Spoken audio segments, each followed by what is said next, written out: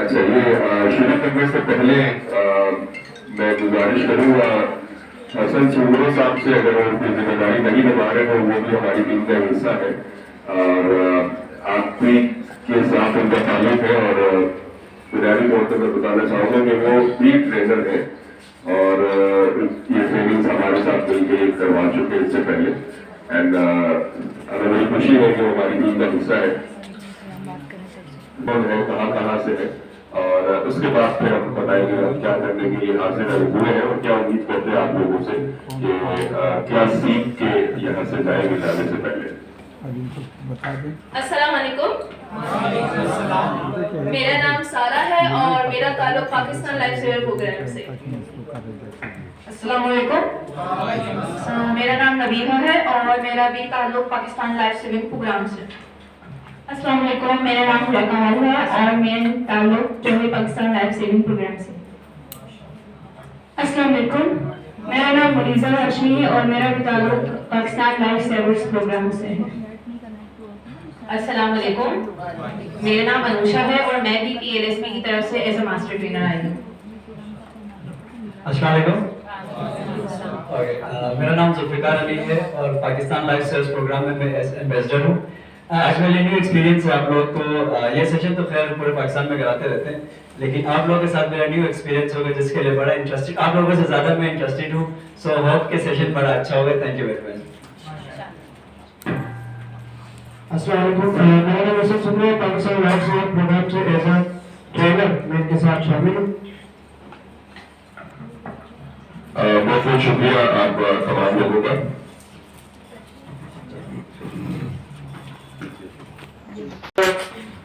मामला ये है कि मैं सुन रहा था यहाँ पे जो इससे पहले स्पीकर्स मौजूद थे और हमारे इनमें भी बड़ा इजाफा हुआ आपकी बात सुन के, और उम्मीद है कि हम भी कोशिश कर पाएंगे।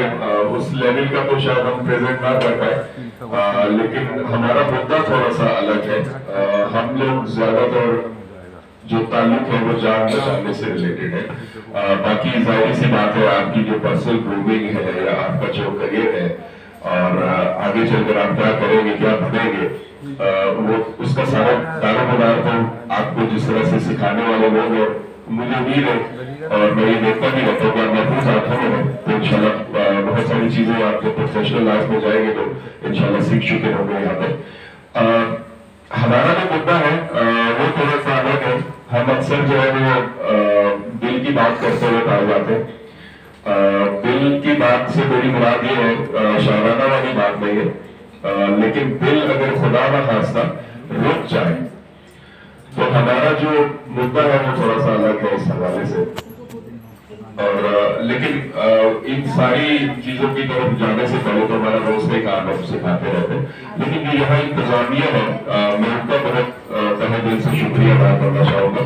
खसूसन डॉक्टर सारा सलीम साहबा ने उन्होंने हमें मदद किया यहाँ पे, और बहुत शुक्रिया मैम आपका, आपने हमें यहाँ पे आने के लिए दावत दी। और क्योंकि हसन है यहाँ पे हमारे पास विजुअली इम्पेयर्ड है, बट इनके जो कंट्रीब्यूशन है हमारे साथ उसने मुझे बड़ा इंकरेज किया। रिसेंटली हमने सेशन किया था और उसमें ये ट्रेन हुए थे। मैडम का ये डिपार्टमेंट है स्पेशल एजुकेशन का डिपार्टमेंट कराची यूनिवर्सिटी में। इससे पहले इन्होंने हमें वहाँ दावत दी थी, वहाँ पर हमने लोगों को जान पहचाना सिखाया और वहीं पे हसन भी ट्रेन हुए थे। और यहाँ पे मौजूद और भी काफी लोग हैं जो ट्रेनर हैं लेकिन अभी कुछ मुख्तलिफ जिम्मेदारियां निभा रहे हैं, तो हमारे साथ अभी शामिल नहीं है। लेकिन हमें कोई कमी महसूस नहीं।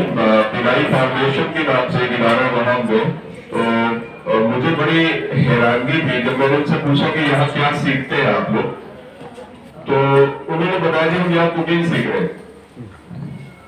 तो मैं थोड़ी देर के लिए हैरान ज़दा रह गया कि कुकिंग सीख रहे हैं यहाँ पे। तो मैंने उनसे पूछा आप क्या बना लेते? तो मेरे लिए बिरयानी भी बना लेते, आलू का पराठा भी बना लेते। तो मैंने उनसे पूछा आपने कभी बनाया था? जब मैं बनाया है घर वालों ने खाया भी है उसको। तो फिर हमने बहुत जगहों पे गए तो बहुत लोगों को बताया हमने कि जी वहाँ पे तो ये सारा मामला है और वो हमें मैसेज भी करते हैं। हसन से मेरी इससे बात होती रहती है, ये मुझे टेक्स्ट मैसेज भी करते हैं, कभी लोकेशन भी भेजते हैं अपनी गूगल मैप के जरिए से। तो मुझे ये अंदाजा हुआ कि ये डिसेबिलिटी फिर क्या है पीछे, मुझे बताइए, बाकी क्या रह गया? सब कुछ तो आप कर सकते हैं। तो मैं डिसेबल नहीं समझता और ना मैं कहता हूँ। तो हम जिस तरह से रोजमर्रा के सारे काम हम अपने कर लेते हैं, आप भी कर लेते हैं, तो फिर पीछे रह गया, पीछे कोई गैप नहीं है। तो सिमिलरली यहाँ पे भी जब हम सिखाने गए थे वहां पे मुख्तलिफ जगहों पे, तो हमें कोई दुश्वारी का इस तरह से सामना नहीं करना पड़ा कि मुझसे बाद में पूछा गया हमारी लीडरशिप की तरफ से। और जाहिर सी बात है, जब ये हसन का हमने छोटा सा इंटरव्यू रिकॉर्ड किया था और हमने उसको अपने सोशल मीडिया से पब्लिश किया, तो बहुत सारे लोगों ने हमसे पूछा कि क्या मसला रहा, क्या आप समझते हैं कि दुश्वारी पेश आई आपको इन सब लोगों को ट्रेन करने में। I can see another one, Mahlool is there as well. Mahlool, can you या सो ये भी ट्रेन लाइफ सेवर है। I still remember her name. We trained her a year back. Thank you for coming, Mahmood. Okay, so जहाँ तक आप लोगों को लग रहा होगा कि ये हम कैसे सीखेंगे और क्या होगा, कैसे होगा, तो वो हसन आपको बहुत बेहतर तरीके से बता सकते हैं कि उनको क्या दुश्वारी है, ट्रेनिंग करने में उनको क्या दुश्वारी हुई। तो आज ये हमारे साथ सेशन का हिस्सा है, कोई ना कोई मॉड्यूल मुख्य लिए तैयार होंगे। तो हम आपको जो सिखाने के लिए आए हैं वो बुनियादी तौर पे एक स्किल है, उसको हम कहते हैं CPR। CPR क्या कहते हैं? CPR। तो CPR हम करते हैं उस शख्स पे जिसकी दिल की धड़कन रुक जाए, और ये मालूम कैसे करना है कि दिल की धड़कन रुक गई। आप में से किसी ने कभी देखा या किसी की मौत वाक़या हुई आपने सुना दिल की धड़कन रुकने से? अस्पताल गए और उन्होंने कहा कि जी आपके मरीज का दिल बंद हो गया था और इसकी वजह से उनकी डेथ हो गई। बहुत दफा सुना होगा। लेकिन दिल बंद होने का मतलब तो यही है कि किसी की भी जान जो है वो चली गई, जा चुकी है।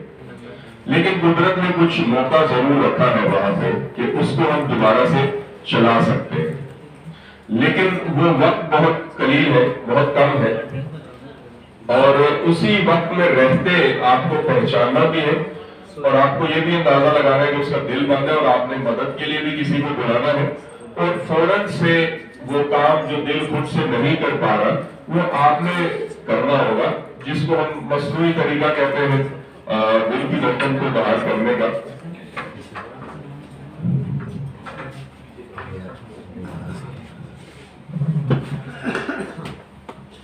सो ये हम सिखा रहे हैं आपको। और दूसरा एक इंतहाई बढ़ता हुआ इमरजेंसी जो हमारे यहाँ महसूस की जा रही है, फील की जा रही है, उसके केसेस दिन ब दिन उसके जो इम्कानात है वो भी बढ़ते जा रहे हैं, केसेस भी बढ़ते जा रहे हैं, और वो है खून का ज्यादा बह जाना। अगर पुराना खासा छोड़ रखने के बाद बहुत ज्यादा खून बह जाए तो आपके पास बहुत ज्यादा वक्त नहीं है उसको अस्पताल ले जाने का, क्योंकि होगा ये कि अस्पताल ले जाने की कोशिश हम जरूर करते हैं, लेकिन अस्पताल तो ऐसा तो नहीं है कि 5-10 मिनट पे आ जाता है। अस्पताल तो पहुंचते पहुंचते आधा घंटा, 30 मिनट, 45 मिनट लग जाते हैं। लेकिन ये इतना कम वक्त है कि इतनी देर में अगर खून को रोकने की कोशिश ना की जाए तो किसी की भी जान जा सकती है। मैं अक्सर देखता हूँ यहाँ पे जब एक्सीडेंट होता है तो लोग ये पहला नारा लगाते हैं कि अस्पताल पहुंचा दें। लेकिन आप में से कभी किसी ने ये जानने की कोशिश की है कि वो अस्पताल किस हालत में पहुंचते हैं? तो अक्सर और बेशतर इंतहाई माजरत के साथ मेरे पास के लिए माजरत और बदकिस्मती ये है कि बहुत सारे लोग जो है वो जिंदा हालत में नहीं पहुंचते अस्पताल, और अस्पताल पहुंचने से पहले उनकी मौत वाक़ई हो जाती है क्योंकि हम खून रोकने की कोशिश नहीं करते। और दूसरी बात, मैं आपको नंबर बताता हूँ, आप खुद हैरान होंगे कि दिल की धड़कन रोकने की वजह से हर घंटा जो अफराद हो रही है उनकी तादाद 30 है। 30 डेथ्स एवरी ईयर। 30 लोग लुकमा रोजल बन जाते हैं हर एक घंटे में, तो ये तादाद बहुत ज्यादा है। और उससे हैरानगी की बात यह है, जो मैं इदारे शुमार आपको बता रहा हूँ, ये अस्पताल के बाहर है, अस्पताल से पहुंचने से पहले के है, और 30 संवाद हर घंटे हो रही है, लेकिन उसमें से बचता कोई भी नहीं है। और दूसरे काल में अगर अस्पताल के बाहर किसी के दिल की धड़कन रुकती है तो उसके बचने का कोई भी चांस नहीं है मौजूदा हालात में। और उससे बड़ी खराब बात या वजह मेरे इस प्रोग्राम के साथ मुंसलिक होने की मैं आपको बताऊं कि ये जो 30 लोग हैं और उसमें 10 लोग वो भी शामिल करें जो खून ज्यादा पहुंचाने की वजह से जिनका इंतकाल हो रहा है, ये 10 लोग हैं, तो कुल मिलाकर 40 संवाद हो रही है हर घंटे इन दो मसाइल की वजह से, यानी कि दिल की धड़कन रुकने की वजह से और खून ज्यादा बह जाने की वजह से। तो ये 40 जो लोग हैं, इसमें से बेशतर अपने घर के वाहिद कफील हैं, यानी कि जिनकी उम्र 18 से 45 साल के दरमियान है। और ये अमूमन वो उम्र होती है कि जब कोई भी घर से निकलता है अपनी खानदान की कफालत करने के लिए। तो ये 40 लोगों में से बेशतर घर के वाहिद कफील है। अगर खुदा न खास्ता घर के वाहिद कफील की डेथ हो गई तो आप सोचिए कि जो बाकी के खुदा है उसकी कफालत कौन करेगा। और ये एक इंतहाई खतरनाक बात है और मुझे लगता है, मैंने कहीं ऐसा पढ़ा नहीं है, लेकिन हमारे यहाँ जो चलाए पढ़ने की वजह भी शायद यही है कि जो बच्चे जिनके सर से वालिदैन में साया हो जाता है तो वो किस तरह से परवरिश पाते होंगे, वो किस तरह से एक अच्छा हिस्सा हमारे मुआशरे का बन सकते हैं। तो ये बड़ी खतरनाक बात है, मुझे ऐसा लगता है। मैंने कहीं मेरे पास कोई सबूत नहीं है पेश करने के लिए, लेकिन मुझे ऐसा लगता है। हम ज्यादा वक्त आपका नहीं लेंगे और मुद्दे की बात करते हैं। दिल के बारे में हम लोग क्या जानते हैं? दिल के बारे में क्या जानते हैं? Blood pumping station, blood pump करते बॉडी में जी। बाकी लोगों को क्या लगता है कि दिल क्या करता है आपके जिस्म में? ऑक्सीजनेशन करता है, ब्लड को क्लीन करता है, ऑक्सीजन शामिल करते सर में का। और किसी को क्या लगता है? पंपिंग करता पंपिंग करता है। बाकी जो पीछे लोग बैठे हुए हैं उनको क्या लगता है? ब्लड को सप्लाई करते हैं पूरी बॉडी में। एग्जैक्टली ऐसे ही। इसके अलावा किसी को कुछ लगता हो दिल के बारे में कि दिल क्या करता है? अजीबोगरीब ख्यालात दिल में होते हैं। हम जब ये सवाल मंचलों से पूछते तो वो जवाब कुछ नफियत देते। आपको वैसी जवाब चाहिए? नहीं, मुझे हरगिज़ ऐसी आवाज नहीं चाहिए। तो वो कहते हर चंद सहारा है तेरे प्यार का दिल को, रहता है मदरी का जब खौफ से दिल को, उखाड़ के देखा ना कभी ले उड़ा गीते, मुद्दत के उठा ना कभी खा गया दिल को, या सांस का लेना भी गुजर जाना है जी से, या मार का इश्क भी एक खेल था दिल को, वो आए तो हैरान हो जाए तो ये क्या हो गया दिल को। सोने ना दिया सोजिश हस्ती ने घड़ी पर, मैं लाख तेरा जिक्र सुनाता रहा दिल को, रुदागे मोहब्बत इसके सिवा ना रही याद, एक अजनबी आया था उड़ा ले गया दिल को। तो मुझे ये पता नहीं है कि दिल का उन सारी बातों से कोई लेना देना है या नहीं, लेकिन मेरा मानना ये है कि दिल का जो काम है, जैसे बहुत सारे साहबान और खवातीन ने यहाँ पे फरमाया कि दिल का काम है खून की गर्दिश को बहाल रखना और जिस्म के हर हिस्से तक खून को पहुंचाना। 75 ट्रिलियन 75 ट्रिलियन सेल्स है आपकी बॉडी में जिनको आपका दिल खून मुहैया करता है, एक्सेप्ट कोर्निया को खून की जरूरत नहीं पड़ती। तो हम शुरू करते हैं, ध्यान से सुनिएगा। कुछ चीजें हैं जो हम आपके लिए एक्सप्लेन करेंगे और आपके साथ मिलकर हम सब लोग आपको सिखाएंगे कि किस तरह से हमें ये मालूम होगा कि दिल की धड़कन बंद है और उसको चलाएंगे किस तरह से। तो बने रहिएगा साथ में। और एक गुजारिश मैं ये करना चाहूंगा कि ये ट्रेनिंग ऐसे नहीं है कि हम बातें करके यहाँ से चले गए और हासिल में कुछ ना हो। हमारा जो ज्यादा वक्त गुजरता है वो हकीकत अमली जो इसकी हिस्सा है उसमें गुजरता है, यानी कि आपसे करवाएंगे भी हम लोग। जो पहले कर चुके हैं उसको उनको यकीनन अंदाजा होगा इस बात का कि हम उसके बगैर जांच छोड़ते रहे। तो आपको सर्टिफिकेट इसके जरूर मिलेंगे, लेकिन वो तभी मिलेंगे जब ये ट्रेनिंग मुकम्मल होगी, यानी कि आपका टेस्ट भी होगा। कोई रिटर्न टेस्ट या कोई ऐसा टेस्ट नहीं है, स्किल बेस्ड है। जो आप सीखेंगे वही हमें करके दिखाएंगे तो हम आपको सर्टिफिकेट इशू कर देंगे। किसी का कोई सवाल है तो वो पूछ सकते हैं, नहीं तो फिर हम आगे अगले हिस्से में अगले मरहले में बढ़ते हैं। ओके, सो अभी एक वीडियो चलेगी और आवाज ध्यान से सुनिएगा। इसमें बहुत सारी चीजें हैं जो आप लोगों को यकीनन नहीं लगेगी। तो start with the video. Lights off करवानी है। तो सबसे पहले आप लोग ये सिखाते हैं कि किसी भी हंगामी हालत में अपनी हिफाजत किस तरह करनी है, एम्बुलेंस को किस नंबर पर कॉल करना होता है और कौन कौन सी जरूरी मालूमात फराहम करना पड़ती है। हमेशा इस बात को याद रखिए कि जब भी किसी को आपकी मदद की जरूरत हो तो सबसे पहले आपकी जान पर कोई खतरा ना हो। जब आपकी जान महफूज होगी तभी आप किसी दूसरे इंसान की जान बचा सकते हैं। अगर आप खुद किसी भी खतरे की वजह से जख्मी हो गए तो दूसरों की मदद नहीं कर पाएंगे। लिहाजा जब आपको इस बात का इत्मीनान हो जाए कि इस दिल का माहौल आपके लिए बिल्कुल महफूज है तो फौरन मदद के लिए आगे बढ़े। लेकिन अगर आपको अपने लिए ही खतरा नजर आए तो हरगिज़ अपनी जान को खतरे में मत डालें। याद रखें, अगर आपकी जान को कोई खतरा हो, मिसाल के तौर पर अगर किसी जगह पर गोली चल रही हो, तो सबसे पहले आप इस बात को यकीनी बनाइए कि आपकी अपनी जिंदगी महफूज है।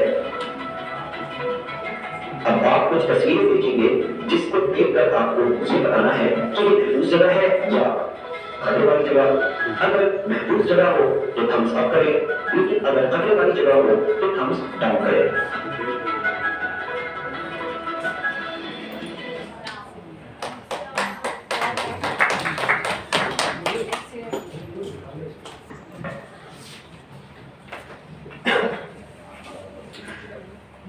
अच्छा जी, तो आप लोगों ने ये वीडियो सुनी, यकीनन आप लोगों को कुछ चीजें अंडरस्टैंड हुई होगी। तो फर्स्ट एड का जो सबसे पहला उसूल है और जो भी मेरा टॉपिक है जो कि आपने सुना, सेफ्टी। तो बेसिकली जो आपका ये प्रोफेशन है, ये जो स्किल है, सीखने का मकसद क्या है? दूसरों की जान बचाना, ऐसे ही। तो जब आप दूसरों की जान तभी बचाएंगे जब तक आपकी अपनी जान महफूज हो। ऐसा नहीं हो सकता कि आप दूसरे की जान बचा रहे हैं और अपनी जान आपकी चली जाए। तो यानी मेरा कॉन्सेप्ट है, एक जान बचाने का, आप अगली जान तो बचा रहे हैं लेकिन अपनी जान जाया करें। ठीक है, सबसे पहला उसूल फर्स्ट एड का मैं आपको बताऊं, एक इंसान की जिंदगी बहुत इंपॉर्टेंट होती है। एक इंसान की जिंदगी बचाना पूरी इंसानियत की जिंदगी बचाना है, ऐसे ही। तो आप लोग अपना रोल अदा कर सकते हैं। अब इसमें होगा क्या कि फर्स्ट एड यहाँ पे आप जो भी हम यहाँ पे सीखेंगे कि जब भी कोई ब्लीडिंग हो रही है किसी को या किसी की दिल की धड़कन रुक रही हो, उसको जब हम सेव करने जाएंगे, सिक्योर करने जाएंगे, तो सबसे पहले हम अपनी सेफ्टी का ख्याल रखेंगे, ऐसे ही है। तो सबसे पहला उसूल क्या है फर्स्ट एड का? आप लोग मसला कराएं। सबसे पहले क्या है? Safe yourself. सेफ्टी। अच्छा, सेफ्टी होगी किस तरह और इसकी प्रिकॉशन क्या हो सकती है? जिस तरह आपने वीडियो में भी सुना, कुछ सिचुएशन बताई गई है, ठीक है।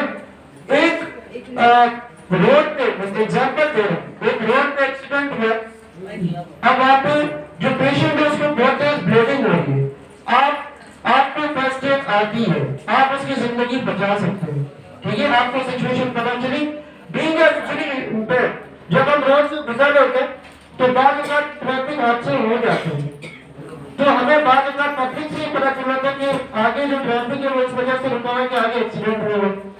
ठीक है, अब आप इस सूरत हाल में क्या करेंगे? मतलब क्या आप फर्स्ट एड देने के लिए जाएंगे तो अपनी सेफ्टी का ख्याल किस तरह से रखेंगे? आप लोग से मेरा सवाल है, रोड पे सिचुएशन ये कि बहुत ज्यादा ट्रैफिक चल रहा है, तो क्या आप उस दौरान आप खुद जाएंगे? क्या आपकी सेफ्टी वहां पर है या नहीं? ठीक है, तो सबसे पहले जब आपकी ट्रैफिक में वहां पे सिचुएशन होगी तो सबसे पहले आप अपनी सेफ्टी को यकीनी बनाएंगे कि नहीं ट्रैफिक रुकेगा तो मैं जाऊंगा। अब यहाँ पे कुछ सिचुएशन में आपको एक्सप्लेन कर देता हूँ। 3 तरह की सिचुएशन है। पहली, फर्स्ट एड की नीड है, पेशेंट को तेज फायरिंग हो रही है। एक कराची की सिचुएशन तो आपको वैसे ही पता है, ठीक है।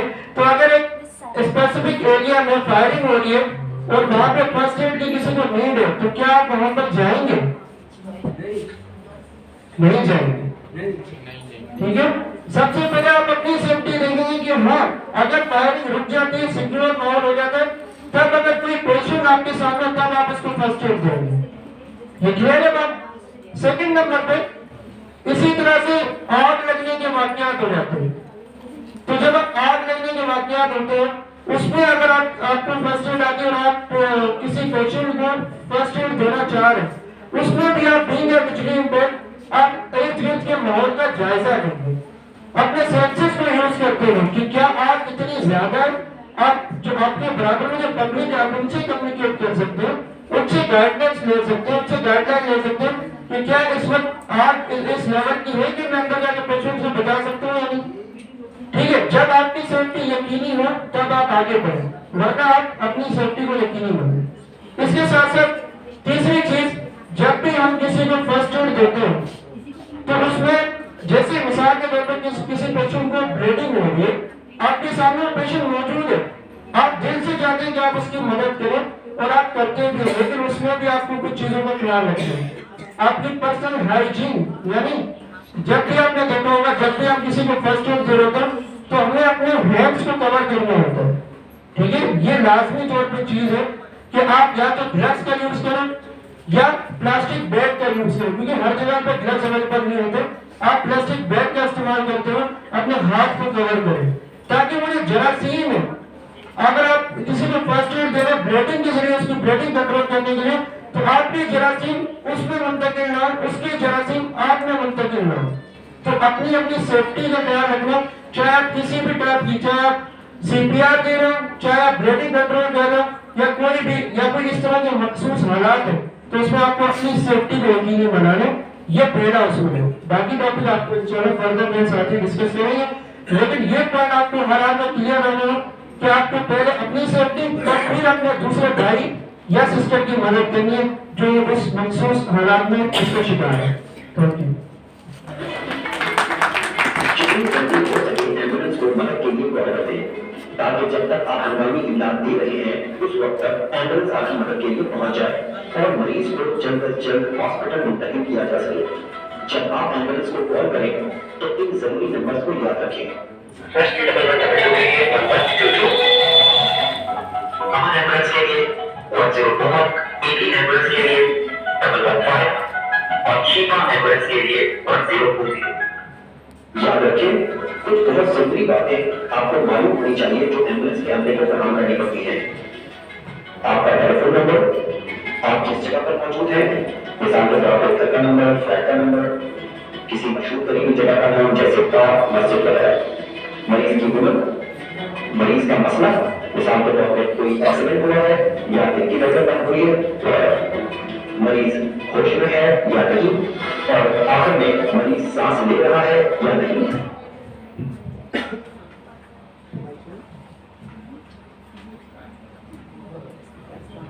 जी, तो सेकंड चीज हमने यहाँ पे अभी आपने वीडियो सुनी कि जब भी इस तरह के मखसूस हालात होंगे तो आपको सबसे पहले रेस्क्यू को कॉल करना।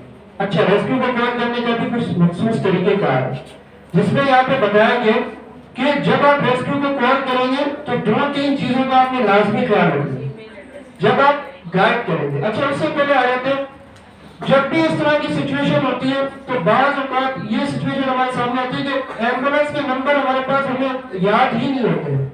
तो यहाँ पर भी बहुत से लोग ऐसे होंगे यकीनन जो कि रेस्क्यू की जो हेल्पलाइन नंबर है जैसे कि रेस्क्यू 112 और इस तरह के दीगर आपने नंबर यहाँ पर सुने, तो ये हमारे जहनों में ही नहीं होते। ये मोस्ट इम्पोर्टेंट चीज है जब आप फर्स्ट एड देना चाह रहे हैं या इस तरह की देखिए इस तरह के हालात खुदा ना खास्ता कभी भी किसी के साथ भी हो सकते हैं। ठीक है, तो हमें ये मेमोराइज करने होंगे तमाम नंबर्स, इमरजेंसी नंबर्स। ठीक है, इन नंबर्स को याद करने के बाद ताकि इस तरह की कोई सिचुएशन आए तो आप फौरन अगले की हेल्प कर सकें। अच्छा, नंबर्स तो याद हो गए आपको, जैसे कि आप रेस्क्यू 112 को आप कॉल कर रहे हैं। इसमें होता ये कि जब भी इस तरह की सिचुएशन होती है तो लोग एक दूसरे के ऊपर कहानी डाल रहे हैं। जैसे सिंपल मैं आपको बताऊं कि वो पहला फला बंदे यार आप जो है रेस्क्यू को कॉल कर रहे हैं, आप रेस्क्यू को कॉल कर रहे हैं और इसी चक्कर में अच्छा उसमें होती क्या बड़ी जो कंफ्यूजन होती है वो ये होती है कि इतने सारे लोग खड़े होते हैं लेकिन कॉल कोई नहीं कर रहा होता।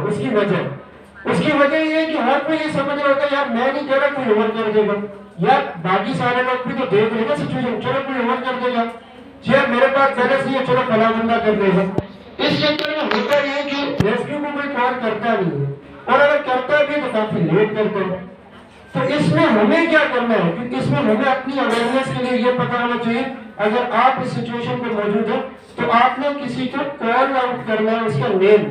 मिसाल के तौर पे सामने आपके कोई बंदा खड़ा है, आप उससे फौरन पूछोगे भाई आपका नाम क्या है, वो बोलेगा मिसाल के तौर पर दे रहा हूं, उसका नाम ज़ुहैब हो सकता है, उसका नाम अली हो सकता है, उसका नाम उस्मान हो सकता है, तो आप उसको फौरन कॉल आउट करेंगे कि उस्मान भाई आप कॉल करें रेस्क्यू को, ठीक है। और अगर उसको रेस्क्यू का नंबर पता है ठीक है, वरना आप उसको बताएं।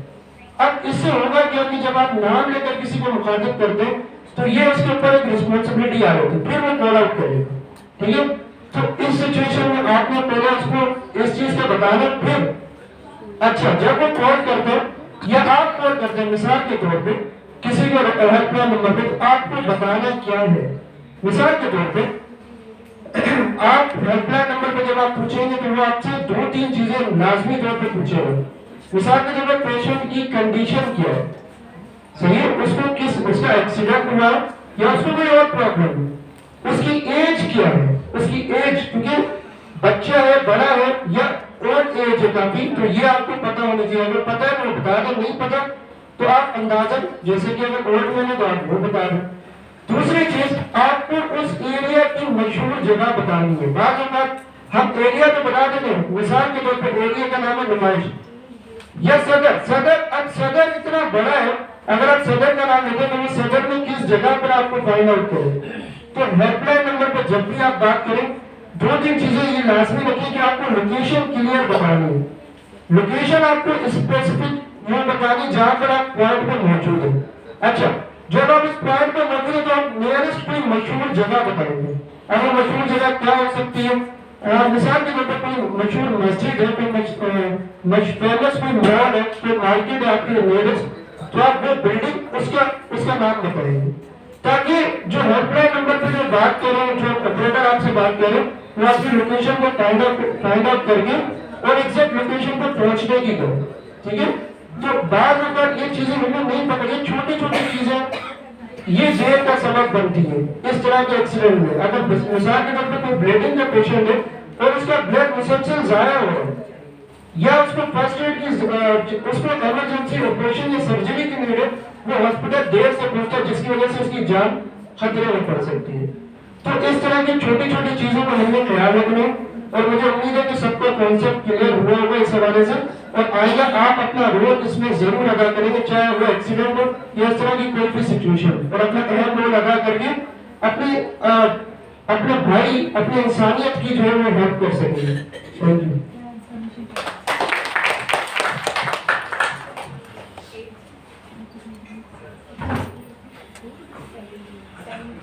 ओके, अभी आपको ध्यान से सुनिएगा, इसमें कुछ स्टेप बताए जाएंगे। अभी हम उस तरफ बढ़ते हैं कि अगर किसी का दिल बंद है और आप वहां पे मौजूद हैं तो आपको एग्जैक्टली करना क्या है। तो ध्यान से सुनिएगा, कुछ पॉइंट्स हैं और उसी तरतीब में जब आप यहाँ पे तशरीफ लाएंगे, टेस्ट हो रहा होगा या प्रैक्टिस हो रही होगी, तो इसी तरतीब में ये सारे स्टेप्स आपको करके दिखा दोगे। हम एक दफा वीडियो दिखाएंगे, फिर उसके बाद कोई ना कोई इंस्ट्रक्टर आपको एक्सप्लेन करेगा कि एग्जैक्टली किस तरह से होगा। सबसे पहले इस बात को यकीनी बनाएं कि आपकी जान महफूज है और आपको किसी किस्म का कोई खतरा नहीं है।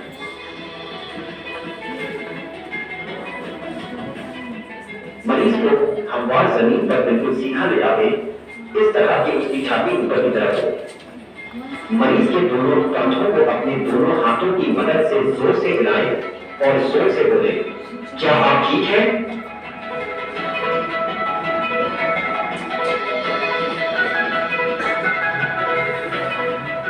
जब मरीज कोई जवाब ना दे तो फौरन एम्बुलेंस को कॉल करें।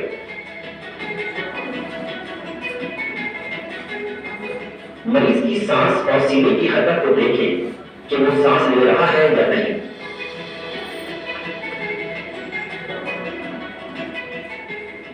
मरीज सांस ना ले रहा हो तो अपने दोनों हाथों को एक दूसरे के ऊपर रखकर सीने के बीच वाले मर्कज को ताकत और तेजी के साथ दबाना शुरू कर दें। दो जरूरी बातों का खास ख्याल रखें। पहली जरूरी बात ये कि सीने को 1 मिनट में कम से कम 100 से 120 बार दबाएं और दूसरी जरूरी बात ये कि सीने को इस ताकत के साथ दबाएं कि छाती कम से कम 2 इंच या 5 सेंटीमीटर अंदर जाए। हर बार छाती को दबाने के बाद उसको इतना वक्त भी देना जरूरी है कि वो वापस अपनी जगह पे आ जाए।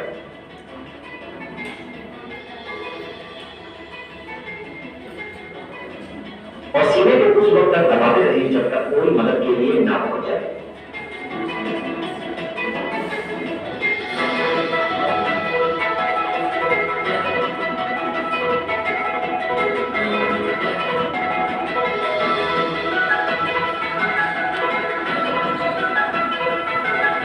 याद रखें, अगर मरीज बिल्कुल सही अंदाज से बाकायदा कुदरती सांस ले रहा हो तो आपको सीना लगाने की कोई जरूरत नहीं है। ऐसी सूरत में मरीज को सिर्फ एक साइड पर कन्वर्ट करा दें जब तक कोई मदद के लिए न पहुंच जाए। ओके जी, तो नबीहा है हमारे साथ। काफी कम उम्र है लेकिन ये ट्रेनर है की उम्र सिर्फ 19 साल है।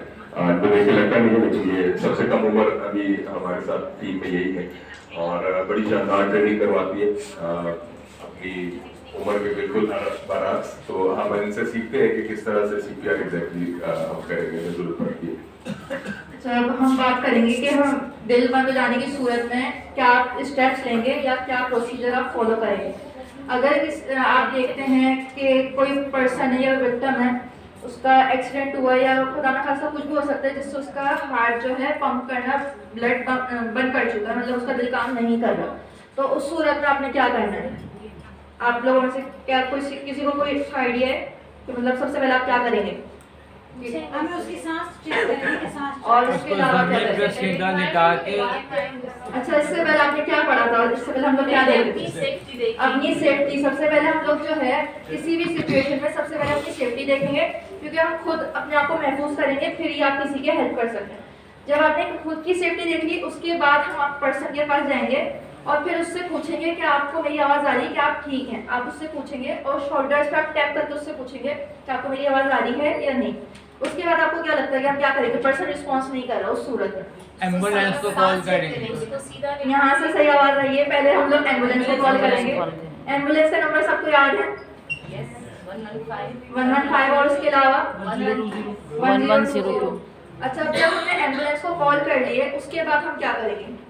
उसको सीधा दिखा के उसकी शोल्डर से उसको सीधा करेंगे और उसके बाद उसकी ब्रीथ चेक करेंगे। अच्छा, हम ब्रीदिंग किस तरह चेक करेंगे? आप दोनों हाथ लगाकर अच्छा, मुझे एक बात बताएं, अगर आप पैनिक वगैरह में होता है आपके हाथ कांप रहे होते हैं तो आप कैसे चेक करेंगे? आपको लगता है कि आपको ब्रीदिंग मतलब उसकी सही महसूस होगी? उसके करीब करके बिल्कुल सही। हम लोग जो है जब हमें ब्रीदिंग चेक करनी होती है तो हम पर्सन के पास जाते हैं और अपने कान को हम लोग उसकी नाक के पास लेकर जाते हैं और उसको सुनने की कोशिश करते हैं, क्योंकि जब आप लोग पैनिक वगैरह में होते हैं तो उस वक्त आपके हाथ कांप रहे होते हैं, उस वक्त आपको महसूस नहीं हो रही होती। इवन कि अगर आप शोर में भी होंगे ना, आप तब भी हाथ लेकर जाएंगे आपको महसूस नहीं होगी। तो हम लोग इसलिए कान का इस्तेमाल करते हैं। और साथ साथ हम लोग एक और टेक्निक इस्तेमाल करते हैं, हम लोग जो है पर्सन की चेस्ट की मूवमेंट चेक करते हैं। अच्छा, चेस्ट की मूवमेंट जब हम चेक कर रहे होते हैं तो हम लोग उसी लेवल पे आते हैं जब कान के हम लोग उसके लेवल पे होते हैं, चेस्ट के लेवल पे। तो हम हाथ रख के महसूस कर सकते हैं कि सीना ऊपर नीचे हो रहा है या नहीं। तो जब हम लोग ये चेक कर लेंगे, अगर पर्सन रिस्पॉन्स नहीं कर रहा, मतलब आप 10 सेकंड तक चेक करते हैं कि सीना ऊपर नीचे हो रहा है या नहीं। अगर 10 सेकंड तक सीना ऊपर नीचे नहीं हो रहा या रुक जाता है 10 सेकंड के दौरान, तो आप फिर CPR स्टार्ट करेंगे। अच्छा, CPR किस तरह करते हैं कि आप सबसे पहले जो है पोजीशन बनाते हैं अपनी कि आपको घुटने पे खड़े होना होता है। जब आप घुटने पे खड़े हो जाते हैं, जब हम लोग घुटने पे खड़े हो जाते हैं तो उसके बाद हम लोग अपना डोमिनेंट हैंड, मतलब जो कि आप नॉर्मली इस्तेमाल करते हैं किसी भी काम करने के लिए, उसको आगे करते हैं। कोहनी आपकी बिल्कुल स्ट्रेट होनी चाहिए। सबको साफ करना है एक साथ, सब करिएगा। हाथ बिल्कुल स्ट्रेट, आपकी सही है। आपने जब अपना हाथ सीधा कर लिया कोहनी समेत, तो आप दूसरा हाथ लेंगे और उसके ऊपर रखेंगे अपने दूसरे हाथ को इस तरह। इंस्ट्रक्टर्स ये तमाम लोगों ने खोलिया और आपकी पोजीशन सही करें। सबने पोजीशन ले ली है।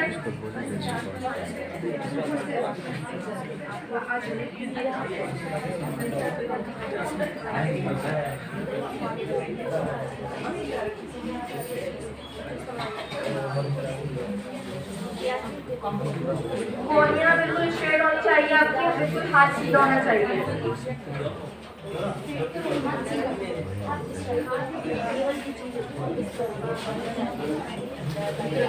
ये हाथ बिल्कुल स्ट्रेट होगा, ये वाला हाथ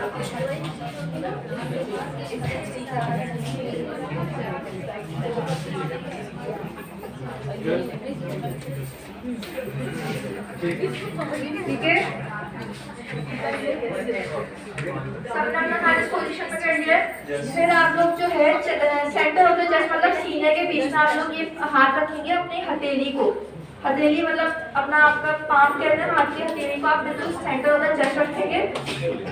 सख्त वाली हड्डी जो आप बिल्कुल आप अपनी नाक से सीट में आएंगे नीचे की तरफ, तो आपको सख्त हड्डी महसूस होगी अपने चेस्ट के ऊपर। आप लोग बैठ जाए प्लीज। सही है। उस सख्त हड्डी पे हमने अपनी हथेली को रखना है और फिर उसके बाद आपने प्रेशर देना है।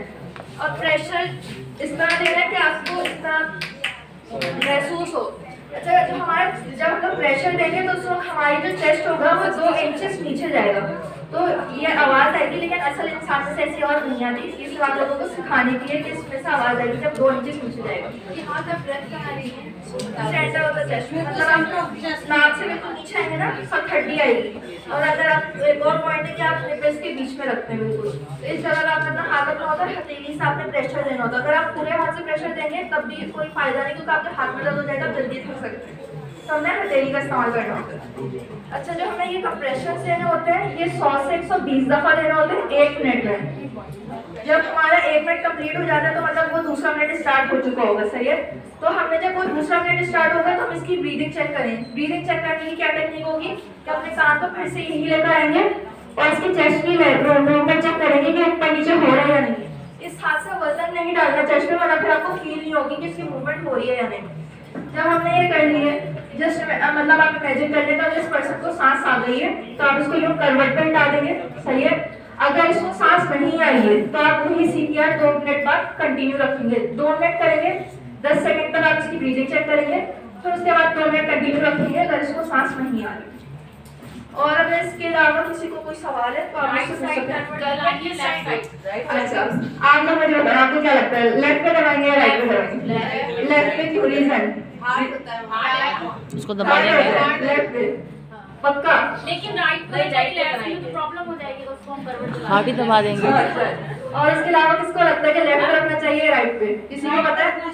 राइट पे रखना चाहिए। अच्छा, ये जो होती है एक तरह से मिथ होती है कि लोगों ने बातें फैलाई होती है कि लेफ्ट पे रखो या राइट पे रखो। आपकी मर्जी, आप किसी भी साइड पे लेटा सकते हो। असल में जो हार्ट होता है ना उसका सिर्फ एक कोना लेफ्ट साइड पे आ रहा होता है, पूरा हार्ट आपका लेफ्ट पे नहीं होता, हार्ट आपका सेंटर ऑफ द चेस्ट पे होता है। तो इसी वजह से हम लोग सेंटर में दे रहे हैं ना कि लेफ्ट पे। अच्छा, ये जो आपने 1 मिनट और 2 मिनट का कहा है, जैसे कि अब दिया है जी जी, तो घड़ी नहीं देख रहे उस वक्त या नहीं है, काउंटिंग का कुछ बता दें कि 60 टाइम्स आप जो है गिनते रहोगे। जब आप कंप्रेशन ना 100 to 120 ना आप गिनते हुए करेंगे कंप्रेशन। जब आपके 100 to 120 हो गए तो मतलब समझ लें कि आपने 1 मिनट आपका कंप्लीट हो चुका है। और उसकी भी एक मूवमेंट होती है, रिजम होती है। अभी हम लोग आप सबको प्रैक्टिस करवाएंगे तो उससे आपको अंदाजा हो जाएगा कि किस तरह आपने कंप्रेशन देना होता है। सही है। और इसके अलावा किसी को कोई क्वेश्चन है? पक्का? अच्छा, मैं सवाल पूछूं? कौन जी जी, अगर किसी के दोनों हाथ नहीं है, ऐसी डिसेबिलिटी है, आप वो पंपिंग कैसे कर सकते हैं? क्या अच्छा सवाल करा। हम जो है किसी और पर्सन को आप बोल तो सकते हैं, आपके साइड में कोई और पर्सन है, आप उसको बता तो सकते हैं कि आप किस तरह दे सकते हो। सही है। आप आंखों से तो देख सकते हैं, या जिनको नहीं मतलब वो खुद तो आप महसूस कर सकते हैं। सही है। तो आप या जिसकी दोनों हाथ है ही नहीं जी, वो भी अकेला जी जी, वो पेशेंट को कैसे? वो मुझे समझ आ रही है आप क्या कहना चाह रहे हैं। आप चाह रहे हैं कि वो पाँव से हम कहें आपको कि वो दबा दें, लेकिन पाँव से मसला ये है, दबा तो आप सकते हैं लेकिन आपको अंदाजा नहीं होगा कि कितना दबा रहे हैं आप। तो इसलिए मैं आपको मशवरा नहीं दे रहे पाँव से दबाने का। अगर किसी के हाथ खुदा खास्ता नहीं है तो किसी दूसरे से मदद ले सकता है। अगर कोई दूसरा नहीं भी है तो जितना वो कर सकता है उतना करे एटलीस्ट। और किसी को कोई सवाल? अच्छा, मेरा ये सवाल था कि हम लोग कौन कौन सी सूरतों में CPR देना बंद कर देते हैं? कोई बता सकता है? सर के साथ उसको सांस आते परसेंट, उसके अलावा बिल्कुल करेक्ट। जब हमारे पास सांस आते पर्सन को, और दूसरा ये है जब इमरजेंसी में से एम्बुलेंस या कोई इमरजेंसी पर्सन आ जाए। उसके अलावा किसी को आइडिया? मैं पूछूं, अगर आप लोग थक गए उस सूरत में आप क्या करेंगे? छोड़ देंगे। अच्छा, अगर आप अकेले हैं उस सूरत में क्या करेंगे? फिर भी छोड़ देंगे। ये तो पर्सन की लाइफ कीमती है। कुछ सेकंड कितने सेकंड? किस वाला? 10 सेकंड। हम लोग 10 सेकंड का ब्रेक लेते हैं। अगर उस सूरत में अगर हम थक जाए या हमारे आसपास कोई नहीं हो तो 10 सेकंड का ब्रेक किया। फिर से हमने 2 मिनट करना है, लेकिन तब भी आप थक गए तो फिर आप 10 सेकंड का फिर से ब्रेक लेंगे। और उसके अलावा और वो 5 सूरतें कंप्लीट नहीं हुई अभी। अगर बर्न हो बंदा जला हुआ हो फिर क्या? सो हमें यहाँ पे ये देखना है कि कोई शख्स जो है वो सांस नहीं ले रहा, ठीक है, और वो बेहोशी की हालत में है। वो किसी भी वजह से हो सकता है, हमें वो वजह जानने की जरूरत नहीं पड़ेगी। बर्न भी है तो तरीकाकार यही है, अनटिल अनलेस जहाँ पे आपको CPR करना है वो जगह ठीक है, आप CPR ही करेंगे। देखिए मैं ऐसा क्यों कह रहा हूँ कि अगर तो दिल किसी का बंद है, करेंगे बामुकाबला नहीं करेंगे, आउटकम क्या होगा, नतीजा क्या निकलेगा? ठीक है, दिल तो बंद है, ठीक है, मरा हुआ तो वो है। आप जो एक कुदरत ने थोड़ा सा मौका रखा है उसको इस्तेमाल कर रहे हैं, तो करेंगे तो हो सकता है जान बच जाए, हो सकता है बच जाए, लेकिन नहीं करेंगे तो उसके उस पार क्या है नतीजा, ठीक है, वो डेथ तो पहले ही है, ठीक है। तो इसलिए हम ऑब्वियसली कोशिश करेंगे उसको बचाने की जिस हद तक कर सकते हैं। जला हुआ है और तो मैं मानता हूँ इस बात को कि उसके बचने के चांसेस इंतहाई कम है, लेकिन अब मौजज़े होते मैंने देखे हैं इस गोरखधंधे में पिछले 20 सालों में। बहुत दफा ऐसा लगा कि ये नहीं बचेगा, ये बचेगी, तो वो आज भी जिंदा है अल्हम्दुलिल्लाह, और ये एक मौजज़ा ही है। तो खैर ये होते हैं, ऐसा कोशिश जरूर कीजिए। और अजर बहुत बड़ा है अगर आपके हाथों से ऐसा हो जाता है, जिसने एक इंसान की जान बचाई हो या उसने पूरी इंसानियत की जान बचाई, तो अजर बहुत बड़ा है, कोशिश जरूर कीजिएगा। हम अगले अपने सेगमेंट की तरफ बढ़ते हैं। अगर किसी को चोट लगने के बाद बहुत ज्यादा खून बह रहा है तो उसके रोकने का सही तरीका क्या है? कुछ तरीके आपको मालूम होंगे, लेकिन जो सही तरीका है, जो साइंटिफिक तरीका है, साइंसी तरीका है, वो हम आपको बताएंगे। तो ध्यान से सुनिएगा और बात को यकीनी बनाएं कि आपकी अपनी जान महफूज है और आपकी जिंदगी को किसी किस्म का कोई खतरा नहीं है। ये देख लें कि जख्मी शख्स होश में है या नहीं। अगर होश में नहीं है तो क्या सांस ले रहा है या नहीं। किसी भी एक्सीडेंट के बाद जब आप बहुत खून बहता देखें या मरीज को बेहोशी की हालत में देखें तो फौरन एम्बुलेंस को कॉल करें। सबसे पहले अपने दोनों हाथों को किसी चीज की मदद से ढांप लें, मसलन ग्लव्स या प्लास्टिक बैग या कपड़े के टुकड़े से। यह आपकी अपनी हिफाजत के लिए बहुत जरूरी है ताकि आपके हाथों में खून बराह रास्त ना लगे। इसके बाद ये देखें कि खून किस जगह से बह रहा है। अगर खून बहने वाली जगह कपड़े से ढका हुआ हो तो उस जगह को पहले नुमाया करें, चाहे उसके लिए आपको कपड़े को थोड़ा फाड़ना भी पड़ जाए। इस तरह आपको खून बहने वाली जगह बिल्कुल साफ नजर आएगी।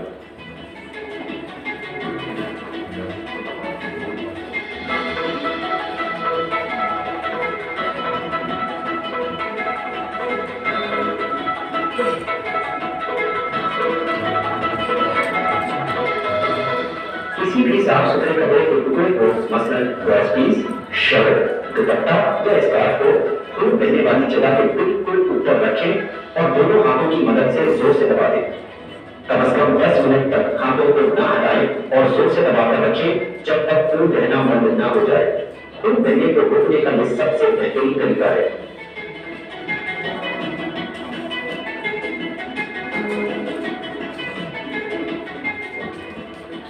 रहने वाला जख्म बहुत गहरा हो तो उस गहरे जख्म को भरना बहुत जरूरी है। उसके लिए साफ सुथरे कपड़े के टुकड़े को मसलन क्रॉस पीसेस, शर्ट, कमीज, दुपट्टा या स्कार्फ को उस गहरे जख्म में भर दे और उसके बाद दोनों हाथों की मदद से जोर से दबा दे, जिस तरह पहले स्टेप में किया था, जब तक खून बहना ना रुक जाए। अस्सलाम वालेकुम, मैं आपसे पहले अपना नाम बता चुकी हूँ, हिरा कंवर। और जैसे कि हासन ने फरमाया था कि जो है हम लोग सबसे पहले अपनी सेफ्टी देखेंगे। ओके, तो अभी मैं आपको बताऊंगी कि हम किस तरीके से ब्लीडिंग, मतलब खून अगर किसी का बह रहा है देखें या महसूस करें तो हम किस तरीके से उसको बचा सकते हैं। सबसे पहले हम लोग अपनी सेफ्टी देखेंगे। सेफ्टी किस तरीके से देख सकते हैं, हम लोग सबसे पहले अपने कोई भी शॉपर हो या ग्लव्स हो उससे हम अपने हैंड को पूरा पैक कर देंगे ताकि उसकी ब्लीडिंग हमारी जो है डायरेक्ट कांटेक्ट में ना आए, क्योंकि सबसे ज्यादा जो है डिजीजेस फैलती, बीमारियां फैलती हैं ब्लीडिंग के कांटेक्ट होने से। ओके, फिर the second thing is that कि हम लोगों ने किस तरह से उस बंदे को बचाना है, उसको खून को रोकना है। सबसे पहले हम उसको देखेंगे कि हमने कहाँ से खून निकल रहा है, खून महसूस करेंगे। सबसे पहले हम उसको कहाँ से खून उसका बह रहा है। अब हमने महसूस कर लिया ये जगह से खून बह रहा है, तो हम उसके बाद जो है उस जगह को या उस कपड़े को हटाकर उस जगह को देखेंगे कि कितना बड़ा गहरा जख्म है। और जो है अगर जख्म बहुत गहरा है तो हमने एक कपड़ा लेना है, कपड़े का कोई भी साफ टुकड़ा, कोई शर्ट पीस जैसे इस वीडियो में बताया है, कोई भी स्कार्फ हो गया, गॉज हो गया, वो उसको बना के उसका रोल थोड़ा सा जिगजैग मैनर में इसका बना के रोल उसके बोन के अंदर या जख्म जो हुआ है उसके अंदर हमने अंदर डाल देना है। और उसके डाल के जो हमने प्रेस करना है 10 मिनट तक एटलीस्ट उसको रखना है प्रेस करके। और अगर फिर भी वो खून नहीं रुक रहा तो हमने वो पुराना वाला कपड़ा हटाना नहीं है, बल्कि जो है एक और कपड़ा लगाना है उसी के ऊपर ताकि ये खून बहना रुक जाए। और हमने चेक करते रहना है कि खून किस तरीके से। अब मैं आपको जो है एक डमी में दिखाती हूँ, बताती हूँ। देखें, एक ये है मेरे पास डमी, एक डमी है मेरे पास ये, और जो है ये एक डमी है। इसको हम किस तरीके से देखें, ये एक छोटा जख्म लगा है, एक बड़ा जख्म लगा है। ये बड़ा जख्म कितना गहरा है ये हम देख के उसको शर्ट का कपड़ा हटा के या जहाँ पे भी चोट लगी है वो जगह हटा के उसमें हम लोग ने ये जो है एक जिगजैग तरीके से जो है हम इसको कपड़े को बना के और इसमें अंदर डाल देंगे और फिर डाल देंगे। उसके ऊपर हमने 10 मिनट तक प्रेस करके रखना है। अच्छा, हमने ये जिगजैग मैनर में क्यों डाला है, कपड़े को रोल डायरेक्ट क्यों नहीं ऐसे आराम से निकल जाए, इसलिए ताकि वो, हाँ बिल्कुल करेक्ट, ताकि वो आराम से निकल जाए, वो फंस ना जाए या इस तरह से मजीद ना। अच्छा, अब दूसरी चीज़ ये है कि हमने जो है एक जो है हमारे पास ये लिम्ब की चोट है, ये कोई भी हाथ पैर है उसकी चोट है। अगर यही चोट हमारे दिमाग में लगती है, किसी के सर पे लगती है, तो हमने क्या करना है, हमने उस चीज़ को महसूस करना है अपने हाथों से, उसके सर को महसूस करना है कि कहीं हड्डी वाली जगह पे अगर हमें नरम वाली जगह महसूस हो रही है तो हमने उस जगह को प्रेस नहीं करना, नहीं दबाना। क्यों नहीं दबाना, क्योंकि हमारे दिमाग में नसें होती हैं, बहुत सारी आर्टरीज होती हैं, वेन्स होती हैं, तो अगर हमने उस जगह को दबा दिया तो हमारे दिमाग के अंदर खून सप्लाई होना बंद हो जाएगा, जिस वजह से जो है ज़्यादा चांसेस है उसके जो है डैमेज होने के उस जगह पे। तो हमने कोशिश करनी है, अगर हमने सर के ऊपर अगर कोई नरम जगह दिख रही है, महसूस हो रही है हड्डी की जगह, तो हमने उस जगह को प्रेस नहीं करना। ओके, ये हमारी सर की बात होगी और ये हमारे हाथ और पैर की बात होगी, ये दोनों का मेन डिफरेंस। जी, आपका कोई सवाल है तो आप पूछ सकते हैं। इस सर की चोट पर ब्लीडिंग रोकेंगे कैसे? जी, मैं इसको देता हूँ। चोट लगने के बाद इतना ज्यादा खून नहीं बह जाता कि किसी की जान ही चली जाए।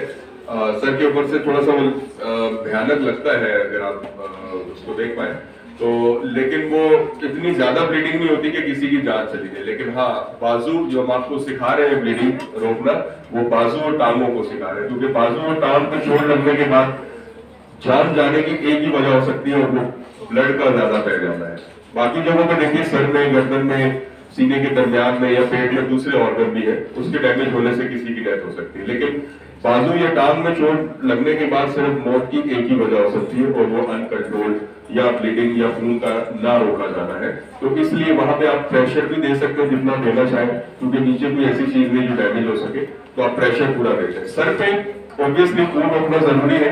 सर पे अगर चोट लग जाए तो उसके ऊपर कपड़ा रख के और जोर से दबाएंगे, लेकिन एक चीज का ख्याल रखेंगे, अगर आपका हाथ अंदर धंस रहा है तो फिर जोर मत लगाए, ठीक है। फिर सिर्फ उसको कवर कर दे। हाथ धंसने का मतलब क्या है कि जो सर की हड्डी है वो हम तो कह देते हैं मादत के साथ, मेरे पास के लिए मादत कि सर की हड्डी पे अगर चोट लगी हुई तो वो अगर धंस रहा है अंदर, तो इसका मतलब है कि हड्डी जो है वो फ्रैक्चर हो चुकी है।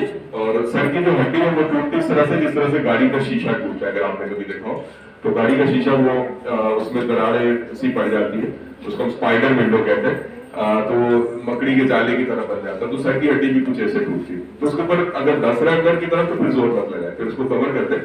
तो जोर लगाएंगे तो वो खुदा ना खास्ता जो दिमाग का हिस्सा है उसके ऊपर जोर पड़ेगा, तो फिर आप जोर मत लगाए। सर एक बात बोलूँ, ये बहुत अहम बात है जी बिल्कुल। अक्सर ये होता है खवातीन का जब कट पड़ जाता है तो बर्फ डाल देती हैं, चीनी डाल देती हैं, हल्दी डाल देती हैं, ये इस चीज के बारे में बताइए, ये सब क्यों किया जाता है और खून रुक भी जाता है? आपने वो बड़ी अधूरी सी लिस्ट बताई, मैं बताता हूँ आपको क्या करेगा मसाला क्योंकि हम नहीं भुगता है। तो मैंने ये समझा है कि जो जहाँ मौजूद है उसको वहाँ पे जो चीज मिलती है वो खून रोकने के लिए इस्तेमाल कर देते हैं। मिट्टी भी लगा तूने खाना है तो किचन में जो कुछ पड़ा हुआ है, हल्दी, चीनी का शीरा, कच्चा आलू पीस के उसका लेप कर देते हैं उसके ऊपर, ठीक है जी। तेल भी लगा देते हैं, बटर भी लगा देते हैं, ठीक है। हाँ जी, कागज जलाकर लगा देते हैं, तो वो मरीज कम और तंदूरी चिकन ज्यादा लगने लग जाता है। लेकिन फायदा होता जी है। जी जी जी। लेकिन देखिए बर्फ लगाने से ये सारी चीजों से नुकसान हो सकता है, फायदा कोई खास नहीं है। अगर मुझसे आप पूछते मेरी जाती राय और जो मैंने किताबों में पढ़ा और मेरे तजुर्बे की रोशनी में, कि खून रोकने का सबसे बेहतरीन तरीका है डायरेक्ट प्रेशर। प्रेशर देके, लेकिन पाइप की अगर पाइप लीक हो जाता है कहीं से तो क्या करते हैं आप? जब तक कोई बंदोबस्त नहीं होता क्या करते हैं? हाथ रखते हैं उसके ऊपर, दबा के रखते हैं वहां से, या उस पर हल्दी लगाते हैं? जैसे एक सवाल है कि ज्यादातर लोग ये कहते हैं कि जो जहाँ से ब्लीडिंग हो रही है उस जगह को दबाओ तो और ज्यादा प्रेशर से ब्लीडिंग होती है, तो ये सही है? देखिए मार्केट में तो बहुत कुछ फैला हुआ है। जैसे एक डायलिसिस पेशेंट है, जैसे मेरे फादर थे, तो उनकी ब्लीडिंग जैसे हो जाती थी तो उधर वहाँ प्रेशर नहीं दिया जाता था क्योंकि और मजीद ब्लीडिंग उनकी स्टार्ट हो जाती थी। अच्छा, जो डायलिसिस के मरीज होते हैं साथ थोड़ी सी लंबी हो जाएगी, उनको बना देते हैं फिस्टुला, उसको कहते हैं। तो दो नालियों को मिला के आपस में, हाँ, उस केस में तो ऐसा मुमकिन है कि हो जाए, क्योंकि वो नीचे फिस्टुला है और जो आने वाली खून की नाली और जाने वाली दोनों को मिला के वो बनाया जाता है। तो आप प्रेशर किस पे देंगे, आने वाली पे जाने वाली, तो आपको पता नहीं चलेगा। तो वो केस अलग है थोड़ा सा। जी हाँ, तो उसका तरीका ये है कि आपको उसको थोड़ा सा ऊपर से दोनों हाथों से सर्कमफ्लेक्शन हम कहते हैं उसको, तो चारों तरफ से उसको बांधना होता है। उसका तरीका अलग है खून रोकने का। Thank you for asking this question. हमसे पहली दफा किसी ने सवाल पूछा है, लेकिन अगर आपने भुगता होगा ये सब कुछ तो आपको अंदाजा होगा।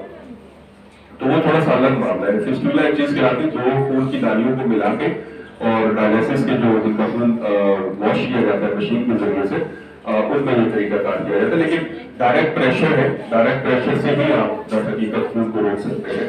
अब हिस्सा है अगली मश्क का, तो हम आप लोगों को बारी बारी यहाँ पर बुलाएंगे और आप आएंगे और यहाँ पे एक आवाज हम चलाएंगे। आवाज थोड़ी सी चलाएंगे हर जगह।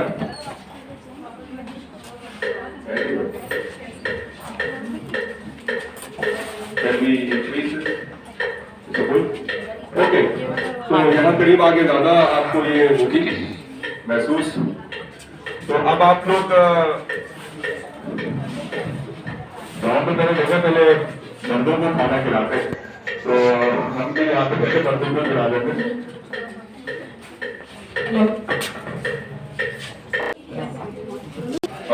नीचे हमने पैड्स रखे हुए, उसके ऊपर गुस्से रखने ताकि आपको प्रॉब्लम ना हो गुस्सों में बात है।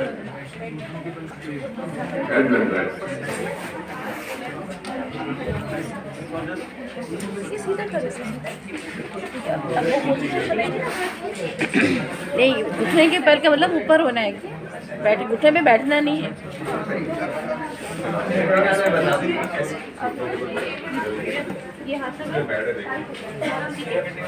ओके, तो घुटनों के बल खड़े होना है।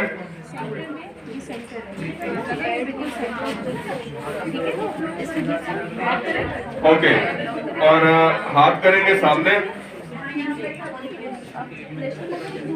बिल्कुल सामने।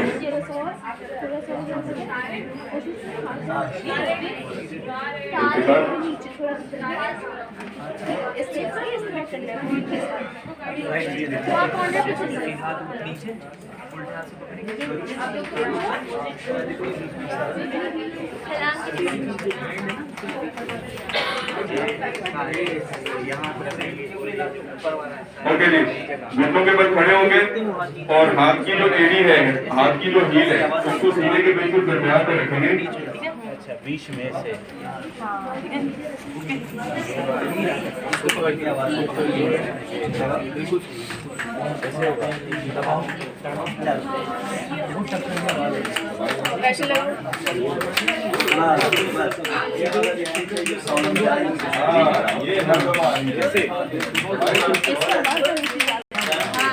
अच्छा जी, बस अभी रुक गए वीडियो बना रही हम एक आवाज हम चलाएंगे और उस आवाज के साथ साथ चलिए तेज मेरी आवाज पे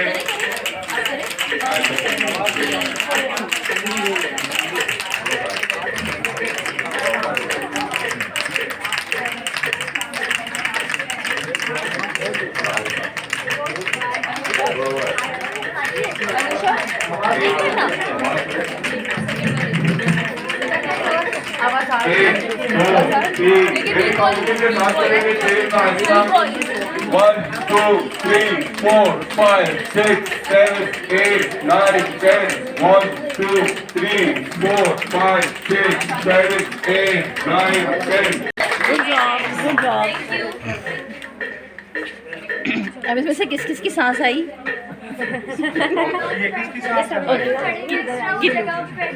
कितने दबके मर गया, कितनों की सांस आई?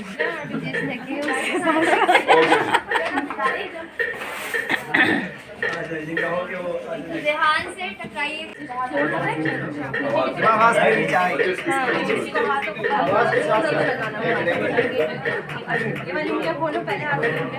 मशीन स्टार्ट करें। ओके, तो मैं काउंट करता हूँ, मेरी काउंटिंग के साथ साथ करेंगे।